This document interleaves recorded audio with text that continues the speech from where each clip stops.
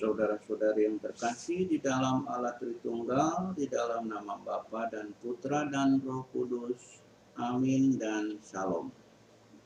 Selamat bergabung kembali dalam serinya, serial Renungan Harian bertema Panggilan untuk meresapi dan menyempurnakan tata dunia dengan semangat Injil. Pada seri ke-17 hari ini, Kamis 2 September 2021, pada hari kedua bulan Kitab Suci Nasional ini, firman Tuhan mengundang kita untuk merenungkan tentang pekerjaan manusia dan pekerjaan Tuhan. Apakah bersinergi atau tidak? Kalau tidak bisa bersinergi, apakah hasilnya? Untuk merenungkan ini, Allah menghadirkan kepada kita pemazmur, Rasul Petrus, dan Rasul Santo Paulus.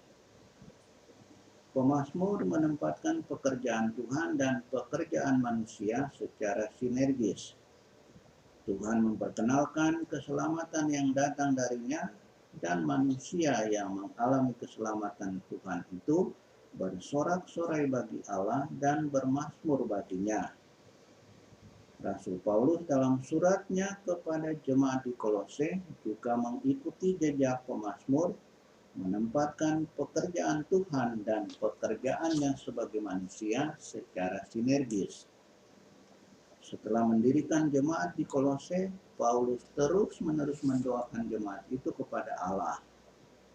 Isi doa itu adalah ucapan syukur kepada Allah yang oleh karena pekerjaannya telah melepaskan manusia dari kegelapan dan memindahkannya ke dalam kerajaan Allah. Dan Allah jugalah yang telah memberikan Yesus Kristus yang di dalamnya manusia memiliki penebusan, yaitu pengampunan dosa. Kolose bab 1 ayat 9, ayat 13 sampai 14. Rasul Petrus dan para nelayan dalam kisah Injil hari ini mengalami proses yang lebih panjang. Mereka baru saja selesai melakukan pekerjaan menangkap ikan dengan tanpa hasil. Lukas bab 5 ayat 5a. Kemudian Yesus menawarkan kesempatan kepada Petrus untuk bekerja kembali, sama seperti yang telah mereka lakukan sebelumnya, yakni menangkap ikan. Lukas bab 5 ayat 4. Petrus setelah melaporkan bahwa tidak ada tangkapan yang mereka dapatkan sebelumnya, akhirnya menerima tawaran pekerjaan dari Tuhan Yesus itu dan kemudian mendapatkan hasil yang luar biasa. Lukas bab 5 ayat 5b sampai 7. Dan ketika mengalami bahwa pekerjaan yang dia lakukan atas perintah Tuhan itu mendatangkan hasil yang luar biasa, Petrus lalu meminta Yesus untuk pergi daripadanya karena ia menyadari diri sebagai orang berdosa. Namun permintaan Petrus itu ditolak Yesus. Sebaliknya, Yesus menerima dan menetapkan Petrus untuk melakukan pekerjaan Tuhan mulai dari saat itu, yakni menjadi penjala manusia. Lukas bab 5 ayat 8 sampai 11. Demikian kita menyaksikan pekerjaan Tuhan dalam teks Injil kita hari ini, yakni menerima dan memberi kesempatan kepada manusia yang berdosa untuk bertobat, kembali kepada Tuhan, dan ikut serta dalam karyanya menyelamatkan umat manusia.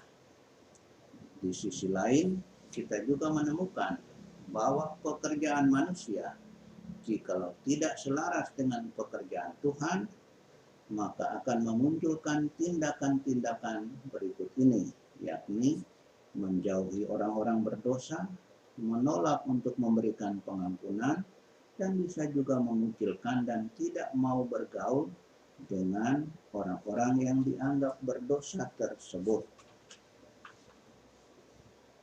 Saudara, supaya dapat meresapi dan menyempurnakan tata dunia dengan semangat Injil, maka pekerjaan kita harus bersinergi dengan pekerjaan Tuhan kita Yesus Kristus. Sikap dan perilaku kita terhadap sesama harus bersinergi atau mencerminkan sikap dan perilaku Tuhan kita Yesus Kristus terhadap sesama, yakni tidak menjauhkan diri dari orang-orang yang kecil dan yang sederhana, yang sakit dan yang berdosa, melainkan merangkul dan memberi mereka kesempatan untuk ikut Yesus dalam proyek penyelamatan dunia dan umat manusia. Dengan cara-cara, sikap dan perilaku seperti yang dilakukan Yesus itulah cara kita untuk meresapi dan menyempurnakan tata dunia dengan semangat Injil. Santo Petrus dan Rasul Paulus, doakanlah kami. Amin.